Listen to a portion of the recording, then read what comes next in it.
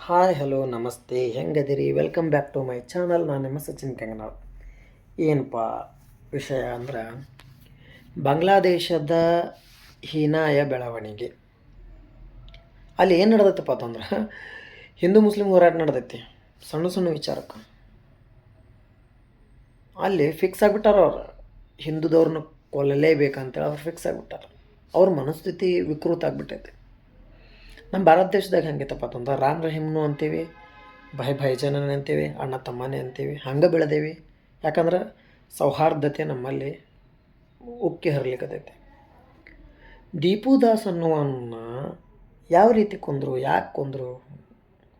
ಅವನ್ನ ಎಳ್ಕೊಂಡು ತಂದು ಒದ್ದು ಅವನಿಗೆ ತುಳಿದಾಡಿ, ಅವನ ಅರ್ಧ ಜೀವ ಇದ್ದಾಗ ಅವನಿಗೆ ನೇಣು ಹಾಕಿ ಅರ್ಧ ಜೀವಂತ ಸುಟ್ಟುಬಿಟ್ರು.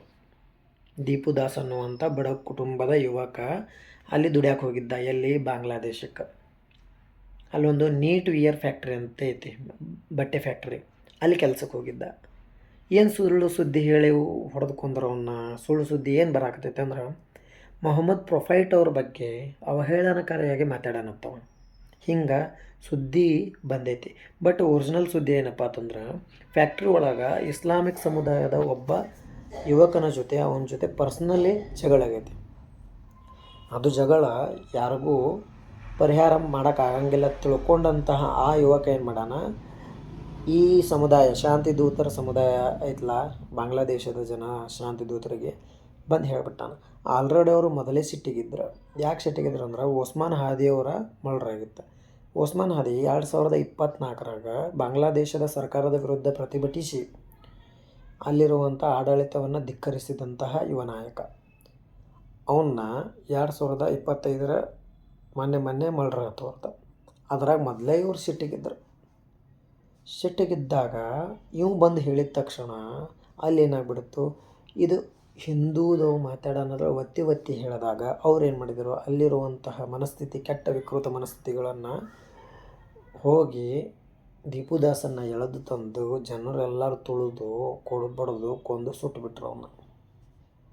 ಇದರ ಪರಿಣಾಮ ಏನಾಗೈತಪ್ಪ ಅಂತಂದ್ರೆ, ಅವರು ಮಾಡಿರುವಂತಹ ಈ ನೀಚತನದ ಕೆಲಸಕ್ಕೆ ಇಡೀ ಇಸ್ಲಾಂ ಧರ್ಮದ ಸಮುದಾಯದ ಮೇಲೆ ಪ್ರಶ್ನೆ ಎದ್ದೇಳ್ತೈತಿ, ಪ್ರಶ್ನೆ ಆಗ್ತೈತೆ. ನಾಳೆಗೆ ನಮ್ಮಲ್ಲಿ ಇದ್ದಂಥ ಗೆಳೆಯರನ್ನ ನಂಬೋಕ್ಕಾಗಲ್ಲ, ಹೌದಾ? ಇಲ್ಲಿ ನಾನು ಹಿಂದೂ ಪರವಾಗಿ ಮಾತಾಡ್ತಿಲ್ಲ, ಮುಸ್ಲಿಂ ಪರವಾಗಿ ಮಾತಾಡ್ತಿಲ್ಲ. ಒಬ್ಬ ಅಮಾಯಕನ ಜೀವ ಹಿಂಗೆ ತಗೋಬಾರ್ದು, ವಿಕೃತಿ ಕಾನೂನಿತ್ತು. ಕಾನೂನಿನ ಪ್ರಕಾರ ಹೋಗಿದ್ರೆ ಅವನಿಗೆ ಶಿಕ್ಷೆ ಆಗ್ತಿತ್ತು. ಹಾಕ್ರಿ ಜೀವಾವಧಿ ಶಿಕ್ಷೆ ಹಾಕ್ರಿ, ಜೀವ ಹೊಡಿಬೇಡ್ರಿ, ಹೌದಾ?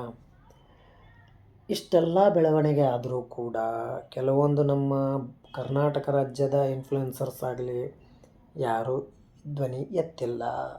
ಫಸ್ಟ್ ಬರೋರು ಎಮ್ ಡಿ ಸಮೀರ್ ಸರ್ ಅಥವಾ ಭಾಯ್ ಅಥವಾ ಅಣ್ಣ ಅಥವಾ ತಮ್ಮ. ಎಲ್ಲಿ ಹೋಗಿದ್ರಿ? ಸೌಜನ್ಯನ ಪ್ರಕರಣ ಒತ್ತಿ ಧರ್ಮಸ್ಥಳದ ಮೇಲೆ ಧಿಕ್ಕಾರ ಬರುವಂಗೆ ಮಾತಾಡಿದ್ರಿ. ಸೌಜನ್ಯಾಳ ರೇಪ್ ಕೇಸನ್ನು ಮಾತಾಡಿದ್ದು ಒಪ್ಕೋತೀನಿ. ಸೌಜನ್ಯಾಳ ಪರವಾಗಿ ನಾವು ನಿಂತಿದ್ದೀವಿ ಸೌಜನ್ಯಾಳ ಪರವಾಗಿ. ಬಟ್ ಅಲ್ಲಿರುವಂತಹ ಇಂಟ್ರೆಸ್ಟ್ ಬಾಂಗ್ಲಾದೇಶದ ಈ ಯುವಕನ ಹತ್ಯೆಯ ಮೇಲೆ ಯಾಕಿಲ್ಲ? ಯಾಕೆ ಇನ್ನೂವರೆಗೂ ವಿಡಿಯೋ ಬಂದಿಲ್ಲ? ಇದರ ತಾತ್ಪರ್ಯ ಏನಪ್ಪ ಅಂತಂದ್ರೆ, ಅಲ್ಲಿ ಮಾಡಿರುವಂಥವ್ರು ನಿಮ್ಮವರೇ ಅಂಥೇಳಿ ನಾವು ಅನ್ಕೋಬೇಕಾ ಅಥವಾ ಅನ್ಕೋಬಾರ್ದ? ಅದಕ್ಕೆ ನೀವು ಮಾಡಿಲ್ಲ ಅಂತ ಅನ್ಕೋಬೇಕಾ, ಅದಕ್ಕೆ ಮಾಡಿಲ್ಲ ಅನ್ನಬಾರ್ದ? ಎಲ್ಲ ಪ್ರಶ್ನೆ ನೀವೇ ಉತ್ತರ ಕೊಡ್ರಿ. ನೀವು ವಿಡಿಯೋ ಮಾಡಿ ಹಾಕ್ತೀರಂತ ನಾವು ಕಾಯಕತ್ತೀವಿ. M D sir, Sameer sir, ಮಾಡಿರಿ, ವಿಡಿಯೋ ಮಾಡಿರಿ. ಎಲ್ಲರೂ ಒಂದೇ ಅನ್ನುವಂತಹ ಇನ್ಫ್ಲುಯೆನ್ಸರ್ಸ್ ಇರ್ಬೇಕು ನೀವು. ಸೊ ವಿಡಿಯೋ ಬರುತ್ತಂತ ತಿಳ್ಕೊಂಡಿನಿ, ಮಾಡ್ತೀರಂತ ತಿಳ್ಕೊಂಡಿನಿ. ಅದಕ್ಕೆ ಬಾಂಗ್ಲಾದೇಶದ ಈ ಥರದ ಬೆಳವಣಿಗೆ ಜಗತ್ತಿಗೆ ಒಂದು ಮಾರಕ ಕಾಯಿಲೆ ಆಗುವುದಂತೂ ಖಚಿತ. ಅಲ್ಲಿ ಹೇಳೋರಿಲ್ಲ, ಕೇಳೋರಿಲ್ಲ. ಹಿಂದೂ ಯುವಕ ಅನ್ನೋ ಒಂದು ಕಾರಣಕ್ಕೆ ಈ ಥರ ಮಾಡಿದ್ದಾರೆ, ಹೌದಾ? ಸೊ ಏನು ಗೊತ್ತಿಲ್ಲ, ಮನುಷ್ಯತ್ವ ಮೀರಿ ಕಲಿಯುಗ ದಾಟ್ಲಿಕತ್ತೈತಿ, ಮನುಷ್ಯತ್ವ ಮೀರಿ ದಾಟ್ಲಿಕತ್ತೈತಿ. ಅದಕ್ಕೆ ಏನೇ ಆಗಲಿ ಲಾಸ್ಟಿಗೆ ಒಂದು ಮಾತು ಹೇಳ್ತೀನಿ. ದೀಪು ದಾಸ್ ಅನ್ನೋನ್ನ ಕೊಲೆಯಾದ ನಂತರ ಅವ್ರ ತಂದೆ ತಾಯಿಗಳಿಗೆ ಸೋಷಿಯಲ್ ಮೀಡಿಯಾನ ನೋಡಿ ಅಕ್ಕಪಕ್ಕದ ಜನರು ಹೇಳ್ತಾರೆ ನಿಮ್ಮ ಮಗ ಹಿಂಗೆ ಸತ್ತಾನಂಥೇಳಿ. ಆ ತಂದೆ ತಾಯಿಗಳ ಹೃದಯ ಹೆಂಗೆ ಒಡೆದಿರಬೇಕು. ಇಷ್ಟೇ ಹೇಳೋದೇನಪ್ಪ ಅಂತಂದ್ರೆ ಆ ದೇವ್ರಿಗಾದ್ರೂ ಅದೇ ಹೇಳ್ತೀನಿ, ನ್ಯಾಯ ಅನ್ನೋದಿತ್ತಪ್ಪ ಅಂದ್ರೆ ನ್ಯಾಯ ಸಿಗಬೇಕು ಅವನಿಗೆ. ಒಬ್ಬರು ಮಾಡಿರುವಂಥ ನೀಚತನದ ಕೆಲಸಕ್ಕೆ ಎಲ್ಲರೂ ಬಲಿಯಾಗುವುದಂತೂ ತಪ್ಪಿಸಲಿ ಅಂತ ಕೇಳ್ಕೊತೀನಿ ನಾನು. ಪ್ರಶ್ನೆ ಏಳುತ್ತಾ, ಸಮುದಾಯದ ಮೇಲೆ ಪ್ರಶ್ನೆ ಎದ್ದೇ ಹೇಳುತ್ತಾ, ಸಮುದಾಯದ ಮೇಲೆ ಸಂಶಯ ಮೂಡುತ್ತಾ, ಸಮುದಾಯದ ಮೇಲೆ ನಂಬಿಕೆ ಹೋಗುತ್ತೆ. ಇಷ್ಟೇ ಹೇಳೋದು.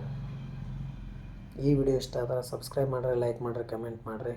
ಮತ್ತೆ ಸಿಗ್ತೀನಿ. ಬಾಯ್ ಬಾಯ್.